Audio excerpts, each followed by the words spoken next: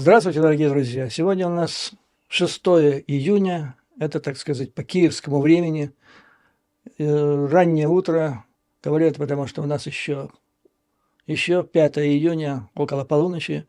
Я вам расскажу о последних событиях, которые произошли ближе к вечеру. Одно из примечательных – это интервью Путина журналистам агентства Associated Press, которое он сделал в кулуарах Петербургского экономического форума. Интервью примечательно прежде всего тем, что пожалуй, за последние 2 года это первое интервью, которое Путин дал иностранным журналистам. И прочитаю его со вниманием, должен сказать, что последние действия, предпринятые ВСУ и западными союзниками Украины, оказывают положительную роль на окурка. Значит, Associated Press написала в заголовке, что Путин предупреждает, что Россия может предоставить другим странам оружие дальнего радиуса действия для нанесения по западным целям. Это новинка. Никогда такого раньше, никаких подобных угроз он не излагал, но тут немножко переборщили журналисты. Речь шла не о ракетах дальнего действия. Дальнего – это вообще межконтинентальные баллистические ракеты. Здесь речь шла примерно такой дальности, которая обладает атаком, Storm Shadow и так далее. Итак, Путин предупредил, что Россия может предоставить другим странам оружие дальнего, не дальнего радиуса действия для нанесения ударов по западным целям в ответ на то, что союзники по НАТО разрешили Украине использовать свое оружие для нападения на территорию России. Агентство отмечает, что в среду западный чиновник и американский сенатор заявили, что Украина использовала американское оружие для нанесения ударов по территории России в соответствии с недавно утвержденными указаниями президента Байдена, которые позволяют использовать американское оружие для поражения ограниченных целей для защиты, прежде всего, Харькова. Путин заявил, что использование некоторых видов оружия, предоставляемого Западом, предполагает, что военные этих стран управляют ракетами и выбирают цели. И поэтому, по его словам, Москва может предпринять асимметричные шаги в других частях мира. И дальше цитата. «Если они считают возможным поставлять такое оружие в зону боевых действий, чтобы наносить удары по нашей территории и создавать нам проблемы, почему бы нам не иметь права поставлять оружие такого же типа в некоторые регионы мира, где оно может быть использовано для нанесения ударов по чувствительным объектам стран, которые делают это по отношению к России», – сказал Путин. «Мы подумаем над этим», – сказал он журналистам в кулуарах Петербургского экономического форума. У него также спросили, как там насчет тактического ядерного оружия. И вот что он сказал, интересно. «На Западе почему-то считают, что Россия никогда его не применит», – сказал он. Вот это очень замечательная фраза. Его осенило. То есть уже он даже понял, что его блеф раскусили. Это уже не работает. Ну и так он, без всякого ажиотажа, не стал разубеждать, констатировал факт. Ну и далее, посмотрите, да, у нас же есть ядерная доктрина, сказал он. Посмотрите, что там написано. Ну и указал на то, что там написано, что в случае угрозы суверенитету страны, а также территориальной целостности, может быть применено тактическое ядерное оружие. Однако больше он не кричал, не топал ногами, не говорил, что если что, красная черта, то все. Дальше он так миролюбиво сказал, что Кремль, и он лично будет работать с любым президентом, который будет избран в Соединенных Штатах Америки в ноябре этого года. У него нету преференций якобы. Ну и подчеркивается, вот тут самое интересное, Путин использовал форум в Санкт-Петербурге как витрину для демонстрации потенциала экономического России в поисках инвестора. То есть вы понимаете, он сейчас ищет инвесторов. О чем это говорит? Ну, во-первых, это говорит о том, что все разговоры о бурном развитии российской экономики, это, так сказать, ну, по крайней мере, слегка преувеличенная история. То же самое касается и ВПК. Отчаянно нужны деньги, отчаянно нужны инвесторы. Но теперь возникает вопрос, а каким образом вы собираетесь получить инвестиции, продолжая вот то, что вы сейчас делаете в Украину? Как это совместимо одно с другим? То есть никакая западная компания ни копейки на все это не даст.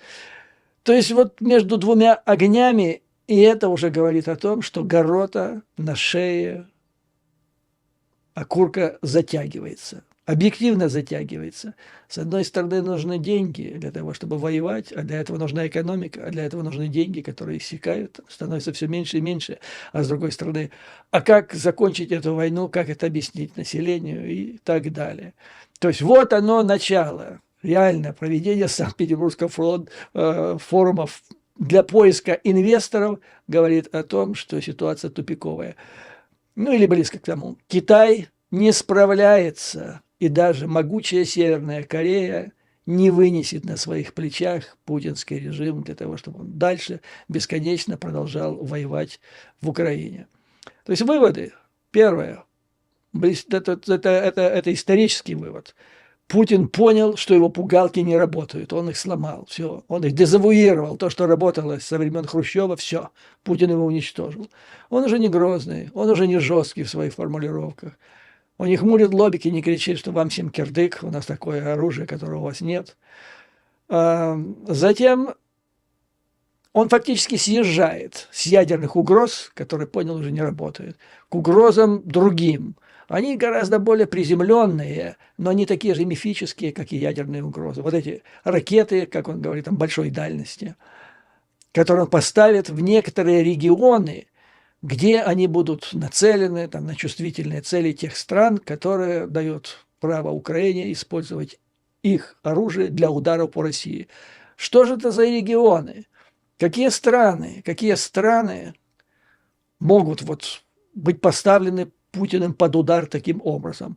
Ну, это или Соединенные Штаты, или европейские страны. То есть он должен поставить свое оружие дальнее. Там. Но мы понимаем теперь, да, что это такое оружие тактическое. И, значит, Соединенные Штаты против Соединенных Штатов. Это значит, куда надо поставлять? На американский континент, ближе к Соединенным Штатам. Куба, она отпадает.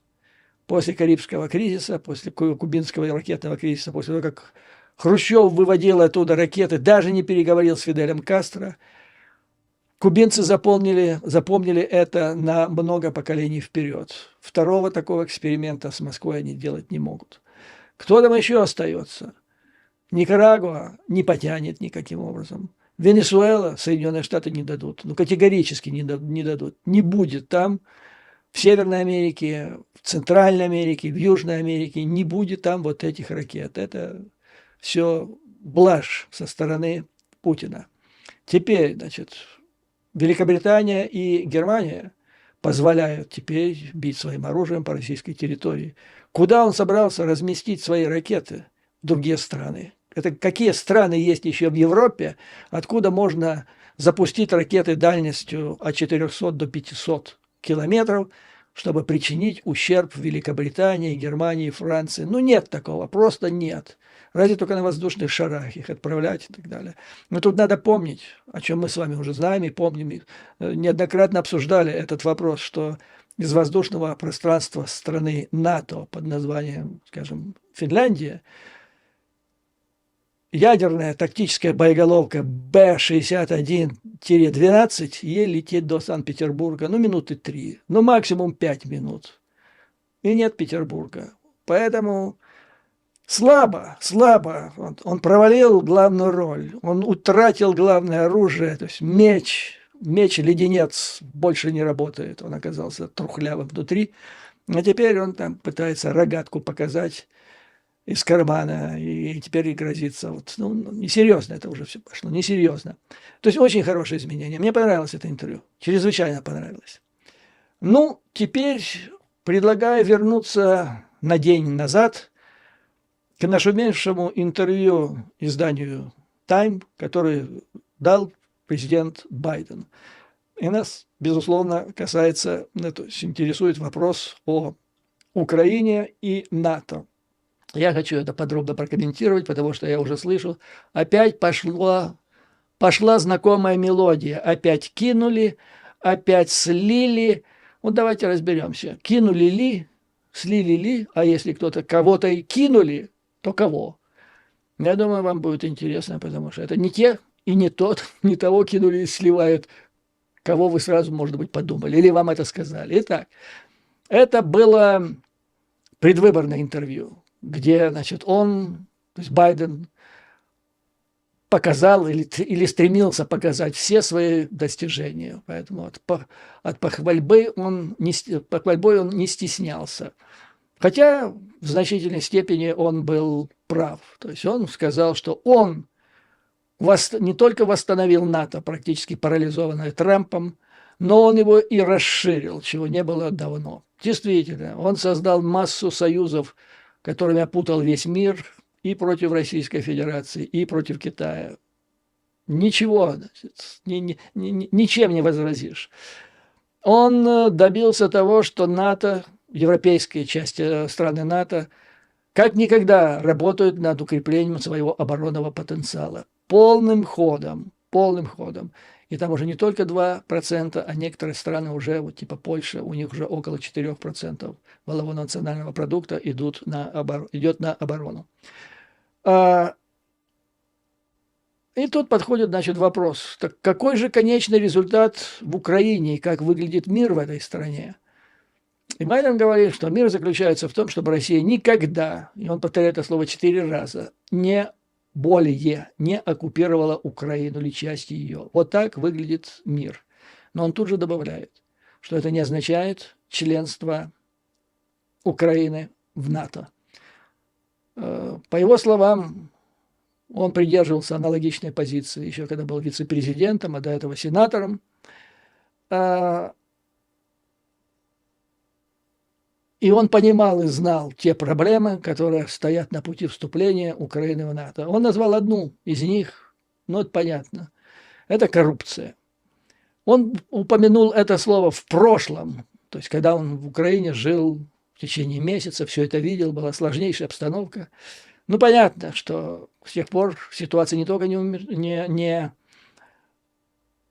изменилась, то есть не улучшилась, а в значительной степени ухудшилась, потому что сейчас появилось нечто новое в исполнении Банковой, очередная миниатюра. То есть если раньше предыдущие администрации говорили, да, мы боремся, будем бороться с коррупцией, они понимали, что борьба с коррупцией – это неотъемлемое требование для вступления в ЕС, в НАТО.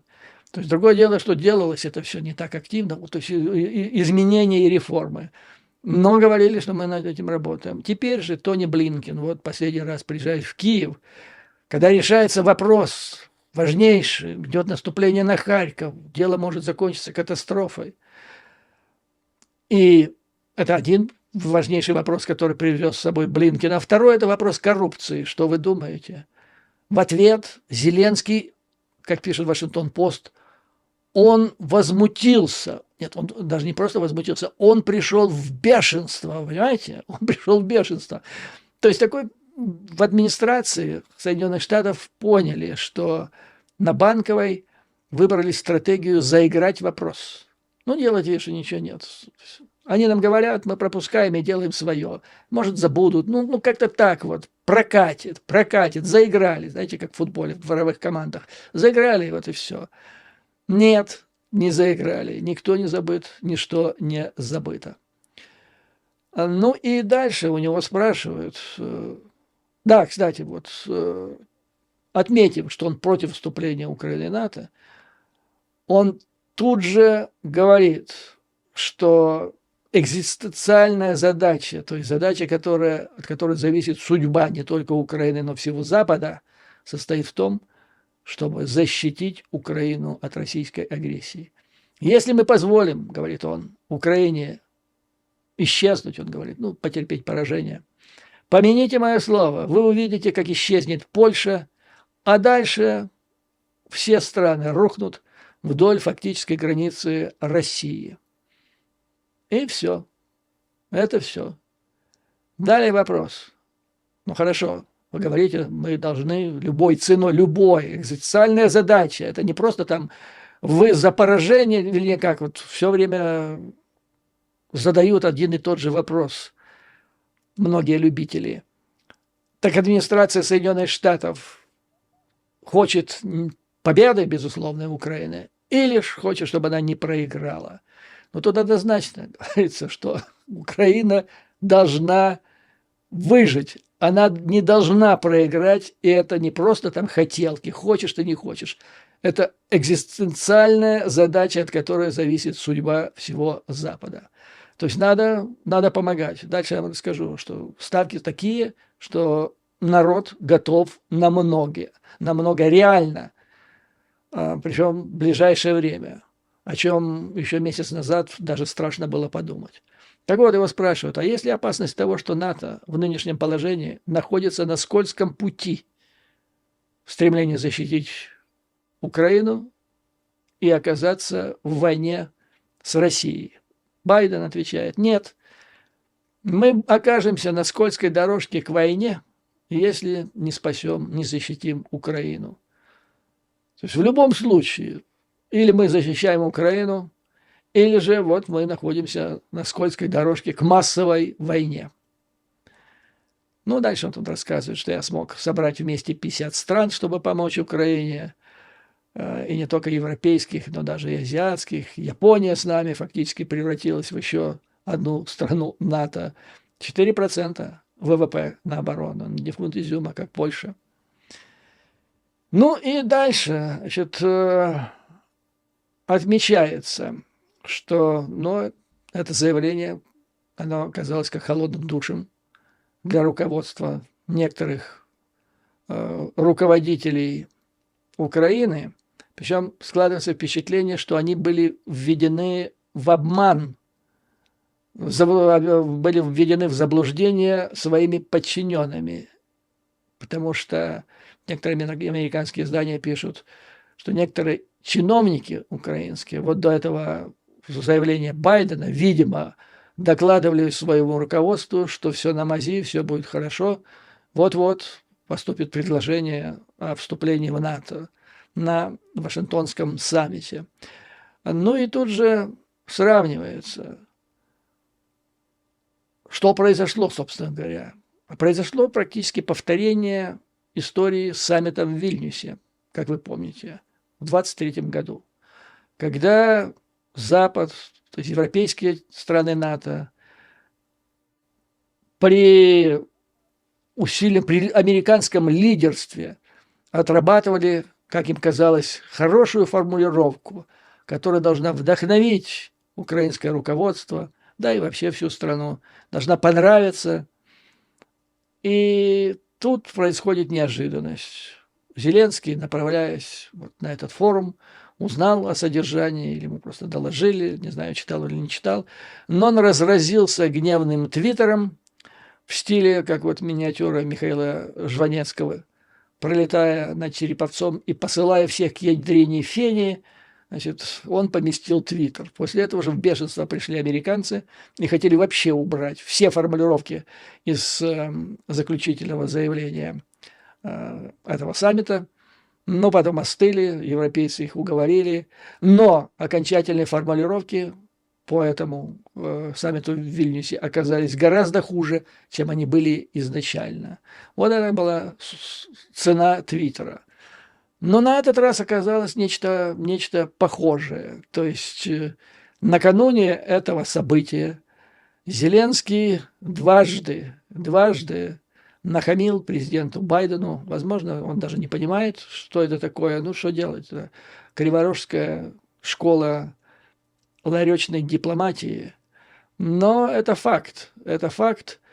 И я думаю, что это в значительной степени повлияло на то, что сказал Байден в этом интервью. Это ответ Байдена Зеленскому. Без хамства, а просто вот немножко решил поставить на место. Или так отстегать по заднему месту шалуна или надрать ему уши. И вот получается, значит, украинские чиновники выражали надежду и продолжают выражать надежду, что встреча в Вашингтоне, которая состоится 9-11 июля, перенесет все-таки более позитивный сигнал. Однако Джулиана Смит, посол Соединенных Штатов в НАТО, заявила, что Киев вряд ли получит приглашение о вступлении в альянс на июльском саммите. Но вместо этого что-то там соорудят вроде моста, то есть пакет мер по укреплению безопасности Украины, который должен явиться как бы мостом между нынешним статусом Украины и членством в НАТО. Далее интересная информация на эту же тему поступила от Салливана, который на борту Air Force One, президентского самолета, направляясь в Европу, навстречу по поводу Дня Д, очередная годовщина, юбилей высадки союзников в Нормандии. И он высказал несколько интересных мыслей здесь. Ну, прежде всего, его спросили, ссылаясь на сообщение о том, что Украина, по последним сообщениям, нанесла удар в развитии того, что, значит, на что согласился Байден. И свидетельствует ли это цитата вопроса, что президент Байден ослабил ограничения на использование американского оружия по российской территории? Вот что ответил Салливан. Наша традиционная позиция заключается в том, что мы не обсуждаем украинские операции. Вот надо бы Зеленскому это как-то так законспектировать, эту фразу, и запомнить. То есть, когда союзники что-то делают, мы, Соединенные Штаты, публично их не обсуждаем. Мы можем сказать в кулуарах, за круглым столом, за закрытыми дверями, если нам что-то не нравится, обсудить, прийти к консенсусу. Но базар через океан, там, из Азии, из Юго-Восточной Азии в Вашингтон, не посылать месседжи о том, что президент Байден сделал слабый ход, или то, что если он не приедет на встречу в Женеве, то Путин, это будет подарок Путину, и Путин будет стоя аплодировать. Но вот Салливан говорит, что наша традиционная позиция заключается в том, что мы не обсуждаем публично украинские операции, ну и вообще действия наших союзников. Они сами говорят о своих военных операциях. Поэтому я не собираюсь отступать от этой позиции. И те разрешения, которые дал Байден, находятся в соответствии со здравым смыслом. То есть он считает, что это справедливо, если когда Russians наносят удар по Украине своим оружием, то Украина имеет право отвечать по их территории своим оружием. Ну вот в целом такое вот разрешение, и я на этом остановлюсь. Ну тут я что хотел бы прокомментировать. То есть вот насколько можно? Нет, ну мы с вами уже неоднократно обсуждали. Пора прекратить задавать глупые вопросы. Не только иностранным, не только журналистам в Украине, ну с рашенцами ничего не сделаешь, они будут задавать, но и в Соединенных Штатах Америки, потому что они мешают. Они мешают и ВСУ, и Соединенным Штатам Америки, потому что после каждого такого вопроса, так вы же все-таки разрешайте дальше или ширше наносить удары. Каждый из этих вопросов очередной, он будоражит людей в Кремле, он наносит удар по их самолюбию там, и так далее. И им надо что-то отвечать. Они должны отвечать новым воинственным заявлением. И таким образом вот возникает риторика, которая более горячая, чем бои на земле, понимаете?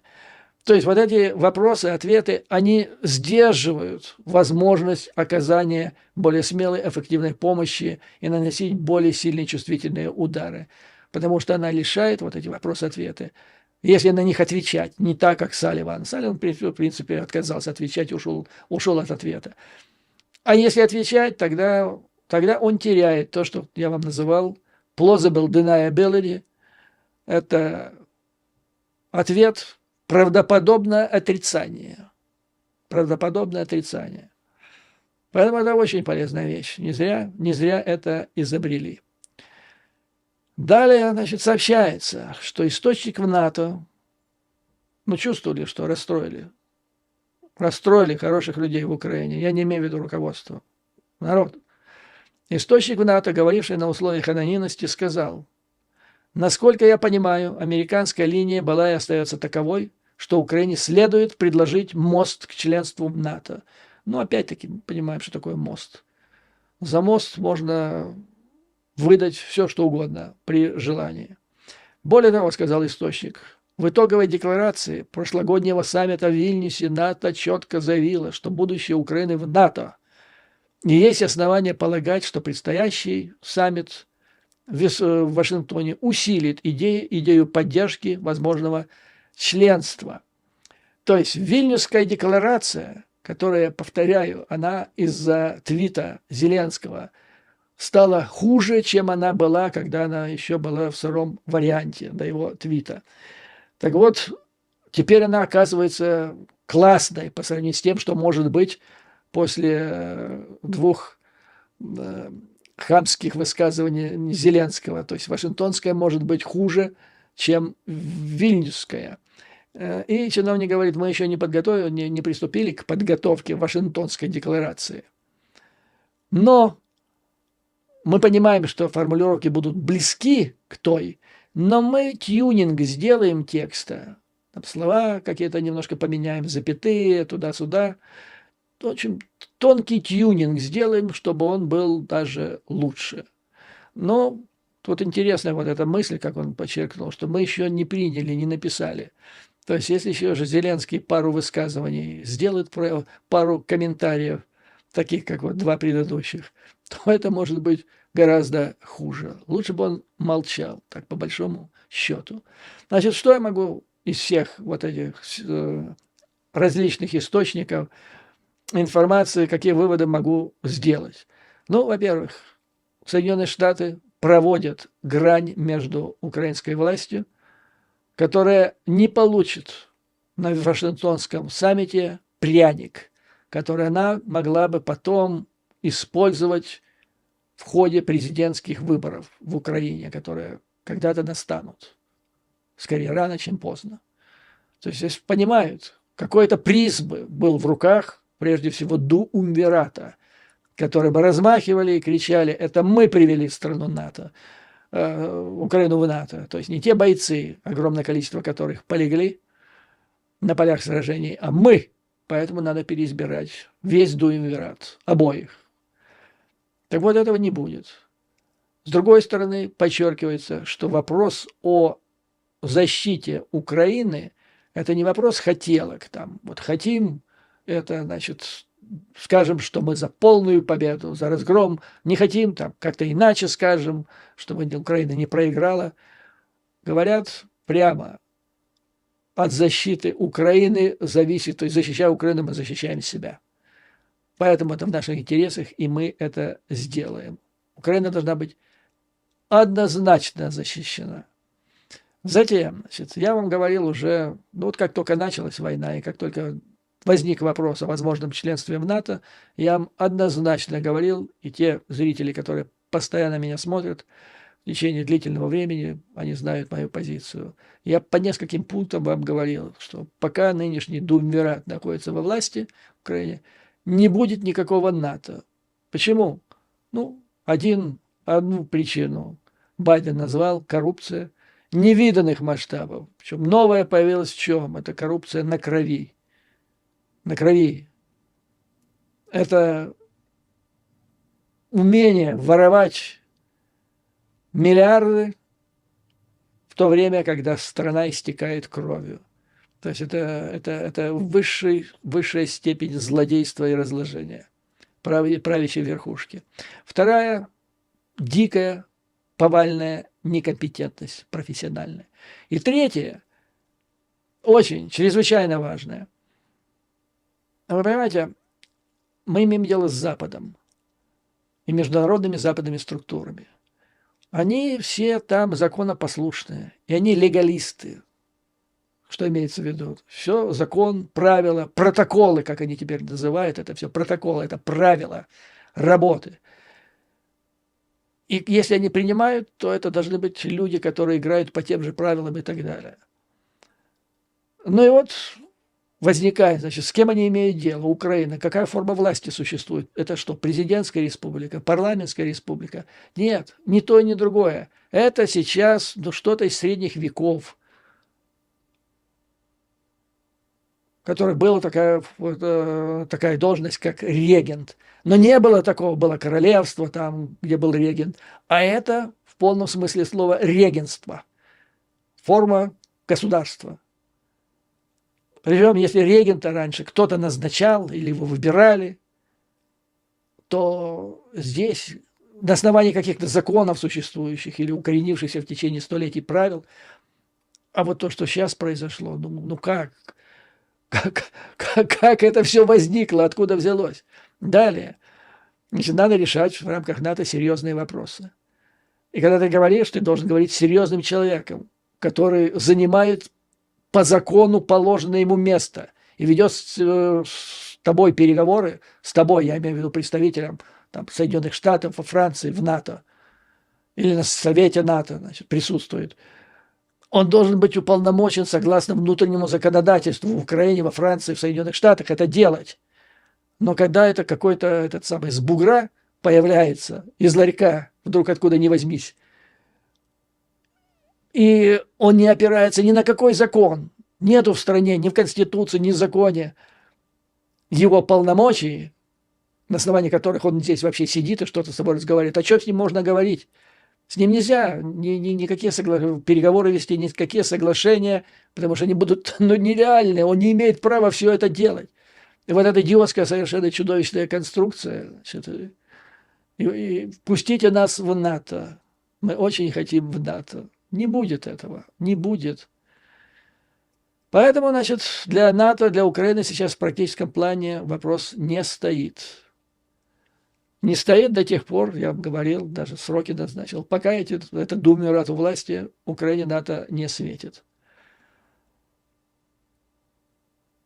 Но еще значит, тот факт, что в Вашингтоне может быть текст резолюции Вашингтонского саммита может быть даже хуже, чем Вильнюсский, который был хуже, чем черновик, когда его писали. Это воспитательный момент. Это вот сигнал Зеленскому за те два высказывания в адрес Байдена, когда он учил Байдена, что является сильным ходом, что является слабым ходом, и как Байден, если не приедет, выслужится перед Путиным. Тут надо, наверное, все-таки напомнить представителям Криворожской школы дипломатии, что есть такая старая истина, что язык дан дипломату для того, чтобы скрывать свои мысли, а не нести не то что мысли, а не нести пургу, от которой страдает вся страна. Ну, а теперь, значит, я вам расскажу, чтобы вы поняли, что ситуация не плохая, не ужасная, она нормальная, она рабочая. И есть рациональное объяснение всему, что происходит вокруг вопроса Украины и НАТО. Есть такой бывший посол Соединенных Штатов в НАТО, зовут его Иво Далдер. Он там, по-моему, лет 6 был представителем в НАТО администрации при Обаме. Сейчас он руководитель Чикагского совета по международным отношениям. Чрезвычайно влиятельная организация. Автор десятков книг. Среди них бестселлеры. Ну, то есть человек чрезвычайно информированный в теме инсайдер. Понимает, что сейчас происходит. Потому что он и консультирует, он и статьи по этому поводу пишет. Дал интервью телевидению Латвии.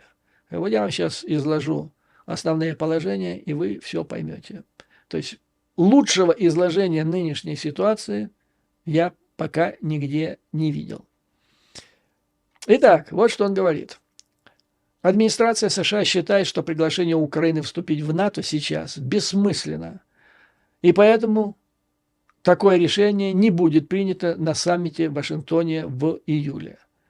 Гораздо лучше сказать, на каких условиях мы все согласимся. То есть не надо, по его словам, не надо заниматься не надо продолжать мусолить то, что не произойдет, потому что это потеря времени.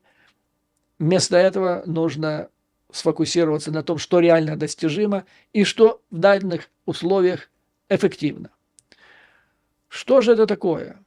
Вот вопрос ему задают. Считаете ли вы, что саммит НАТО в Вашингтоне приведет к каким-то существенным изменениям в позиции Альянса по Украине? И вот что он отвечает. Это будет первый раз, когда Альянс соберется вместе и начнет рассматривать, как у нас обстоят дела с реализацией оборонных планов, которые мы сформировали в Вильнюсе. И здесь вы увидите, что сделали страны НАТО, вам покажет, настолько они серьезны в вопросе вообще укрепления Альянса. И это результат будет колоссального прогресса в укреплении НАТО с прошлого года. Это укрепление восточного фланга, больше расходов на оборону, больше переброски сил. Мы далеко продвинулись. И в Вашингтоне вы увидите, что НАТО становится серьезным военным союзником для защиты своих членов. То есть до этого после развала Советского Союза НАТО превратилось в бумажного тигра. Трамп его практически развалил, парализовал. Оно было восстановлено в настоящий момент. Это будет типа как вот в Советском Союзе был съезд победителей, которых, правда, потом всех расстреляли практически. Далее. Вот в отношении Украины не будет никакого приглашения к переговорам о вступлении или чего-то там еще такого. Сейчас прежде всего идет дискуссия о том, как продемонстрировать долгосрочную приверженность НАТО интеграции Украины. О чем речь идет? Главный вопрос – это в какой степени нынешняя структура поддержки Украины в долгосрочных усилиях должна осуществляться на двусторонней основе договора между Украиной и конкретными отдельными странами НАТО, и в какой степени это должно быть под зонтиком всего НАТО как организации. И дальше он развивает эту мысль, он приходит к следующему. Сейчас Украина уже заключила, теперь с Соединенными Штатами должна, обещают очень хороший договор, заключить двусторонний.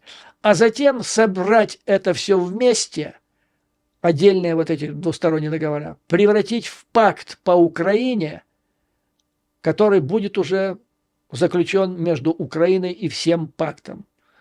С моей точки зрения, это блестящая идея. Просто блестящая. Это, конечно, будет не полное членство в НАТО, но это будет договор, пакт между Украиной и всем альянсом. Это уже одной ногой практически туда, в дверь проникли. Дай Бог, чтобы это произошло. Мы будем, говорит Далдер, искать именно эти две вещи, а не членство. На пути к членству слишком много политических разногласий. А теперь, разногласия. Они есть объективные. То есть субъективное раздражение Соединенных Штатов, администрации, скажем так, Соединенных Штатов. Некоторые другие внутренние проблемы США – это одно, или обида Байдена – это одно, но объективные процессы, они имеют место быть. Итак, на пути к членству Украины в НАТО слишком много политических разногласий между членами этой организации. Подавляющее большинство не готово к тому, чтобы сделать, Украину, принять ее сейчас. Ситуацию может изменить очень плохое развитие событий на полях сражений. То есть катастрофическое. Это не значит, что его ожидают. Это означает, как мы с вами давно уже знаем, что военные действия надо начинать планировать по худшему варианту, а потом уже по лучшему и по среднему. Так вот, по худшему. Если ситуация сложится совсем плохо для ВСУ, тогда подавляющее большинство, как он считает, членов Альянса скажут, что пришло время для прямого вмешательства, господа. Литва заявила об этом публично. Я так понимаю, что в Альянсе уже отработан какой-то набор показателей, которые будут свидетельствовать о том, наступил ли этот момент, когда все, значит, надо мобилизовываться и НАТО и приступать к прямому вмешательству. Дальше он говорит, Литва заявила об этом публично. Президент Франции также поставил этот вопрос на обсуждение, как президент Финляндии. И я вижу, что ряд стран приедет в Вашингтон и скажет, да, вступление в НАТО не произойдет завтра, потому что процесс слишком затянулся, но мы не можем позволить себе, вернее, мы не можем позволить Украине проиграть не позволить себе дать Украине проиграть эту войну. Поэтому мы должны подумать, что мы можем еще сделать. Именно так вопрос стоит. То есть это худшая ситуация, она может изменить все. И по его мнению, если худшая ситуация возникнет, она возникнет этим летом. Скорее всего, где-то в середине лета. Но, да, вопрос, а какова будет Россия и реакция России, если НАТО вмешается в ходе, значит, в случае кризисной ситуации для ВСУ? Пойдет ли она на эскалацию? Не думаю.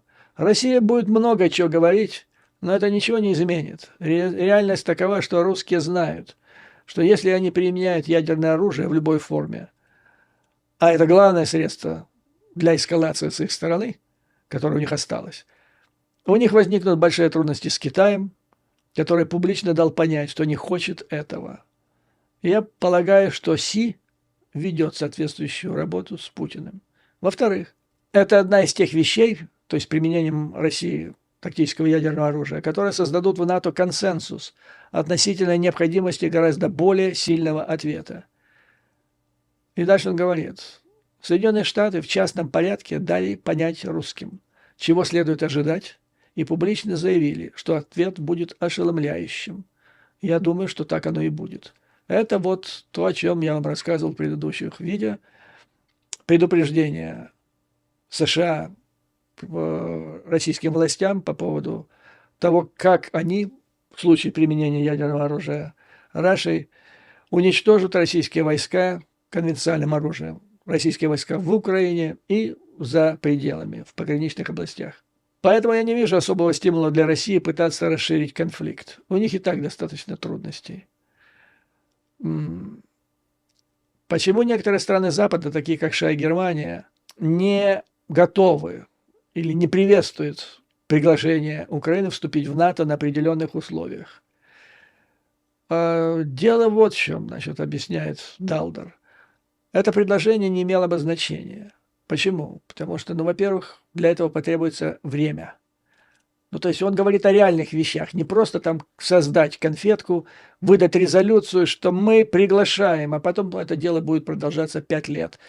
Но уже на ближайших выборах в Киеве Зеленский с Ермаком будут размахивать этим предложением, которое по существу, опять-таки, ни к чему не приведет длительное время, но будет использоваться во внутриполитических целях. Так вот, американцы не хотят давать нынешней команде в Киеве такую конфетку для использования в внутриполитических целях.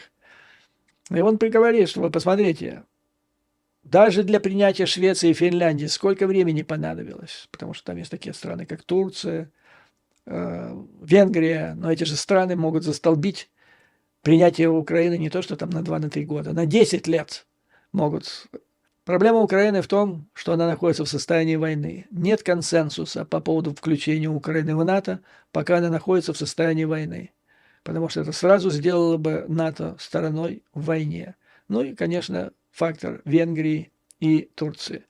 Я не знаю, готова ли Литва принять Украину в НАТО. Я напоминаю, он дает литовскому... Да, простите, я сказал вначале латвийскому, литовскому, да, принять Украину в НАТО, пока там продолжаются активные боевые действия. Но 32 страны НАТО с этим не согласны. Вот он, господа, объективная реальность. Пока идут боевые действия, 32 страны НАТО могут говорить там о файн-тюнинге формулировок, но реально, значит, принять Украину в НАТО не согласны. А поскольку НАТО может двигаться вперед только при наличии консенсуса, а нам придется иметь дело с такими странами, как Венгрия, то будет все очень непросто. Ну и потом потом фактор, он переходит к фактору американских выборов. И вот тут ситуация очень пессимистичная. Вопрос ему: вы опасаетесь, что в случае избрания Трампа американская военная помощь Украине может прекратиться? Могут ли США выйти из НАТО? Он говорит: да мне даже меньше всего волнует то, что прекратится эта помощь. Потому что прекратилась бы помощь американская, европейская бы, там, со стороны НАТО пошла бы. Он говорит, Трамп вообще не верит в альянсы, на которых держалась вся мощь Соединенных Штатов после Второй мировой войны. Он считает, что это не нужно вообще. Поэтому, значит, он умертвит НАТО элементарно. Согласно статье 13, даже без согласия Конгресса, администрация Трампа, если он станет президентом, подаст заявление о выходе из НАТО. И все. Его никто не остановит. Повторяю, для этого даже Конгресса решения не нужно. И нет фактически НАТО. И он приводит данные о том, что негативное отношение к НАТО растет среди избирателей республиканской партии. Растет антинатовское движение. Вопрос о НАТО стал вопросом политическим, чего раньше никогда не было. Раньше всегда это было, особенно в годы Холодной войны, двупартийный консенсус. Сейчас среди трампистов, МАГА, 59% относятся к НАТО отрицательно, а 39% положительно. А среди всех республиканцев, то есть все наоборот. То есть вся поддержка НАТО держится на избирателях демократов. Республиканцы во главе с Трампом, им этого не надо. Ну и поэтому в этих условиях для Европы очень важно укреплять свою обороноспособность и так далее. И создавать, как он говорит, опоры естественной группы стран, которые объединены и географически, и в связи с этим общими стратегическими интересами обороны от Раши. И здесь он упоминает страны Балтии, затем скандинавские страны, Польшу, Румынию. И он считает, что Украина должна быть непременным участником, как он говорит, какого-то из этих столпов. Называет это столпы европейской системы безопасности. И дальше, значит, у него вопрос. Как мы можем удержать Россию от дальнейшей агрессии против Украины? Только тем, что Украина член НАТО? Вопрос журналиста. Ответ – да. Или членом одной из европейских опор безопасности, о чем я только что сказал. То есть Дадлер, он за вступление Украины и считает, что это один из двух вариантов обеспечения безопасности Украины от будущей потенциальной агрессии со стороны Раши. Или она член НАТО, если НАТО существует, или же создается какая-то другая опора безопасности, и Украина ее член. Вот такая, господа, ситуация. Значит, что касается Трампа, то сегодня, значит, было опубликовано интересное сообщение в издании Intelligencer, которое говорит о том, что Дональд Трамп фактически открыто договаривается о том, как Путин поможет ему победить на президентских выборах. То есть то, что в 2016 году казалось немыслимым, а потом все это отрицали и до сих пор отрицают, что это было там. Теперь это происходит на глазах у всех. Трамп договорился с Путиным, что корреспондент Wall Street Journal Гершкович, которого несколько месяцев назад задержали в Москве по фальшивому обвинению в шпионаже, так вот он будет освобожден Путиным только в том случае, если Трамп станет следующим президентом Соединенных Штатов Америки. Если станет кто-то другой, то Гершкович будет сидеть. И вы думаете, это что-то? Кто-то выдумал там это, и в Сочи это. Об этом, согласно статье, Трамп сообщил сам, лично. Причем он так с радостью и с гордостью сказал, что Путин сделает это только для меня, не для кого другого. Это сумасшедший дом просто. Дурдом. Хотя, с чего я начал интервью Путина Associated Press, там он говорил, что нам безразлично, кто станет президентом, но работа уже ведется. Я думаю, что это вот со стороны окурка это достаточно сильный ход, хотя неизвестно, как он отразится на позициях независимых и избирателей демократов. МАГА, им плевать на это все. Там среди них все московские, включая эту безумную рыжую Тейлор Грин. А вот что касается людей с мозгами, независимыми демократами, там это может дело иметь обратный эффект. То есть я не понимаю, это или невероятная глупость со стороны Трампа, что он сделал такое заявление, или же у него настолько плохо идут дела, как считается в предвыборной кампании, что он прибегает к крайним мерам, распространяя вот такую информацию. Вот что я вам хотел рассказать, дорогие друзья. И, как всегда, слава Украине и вооруженным силам. Враг будет разбит, победа будет за нами. Вы видите, что вопрос о безопасности Украины по существу, он решается, ищется изыскивается наиболее оптимальный и реальный вариант. То есть можно бороться за эти все формулировки, переставлять слова и так далее.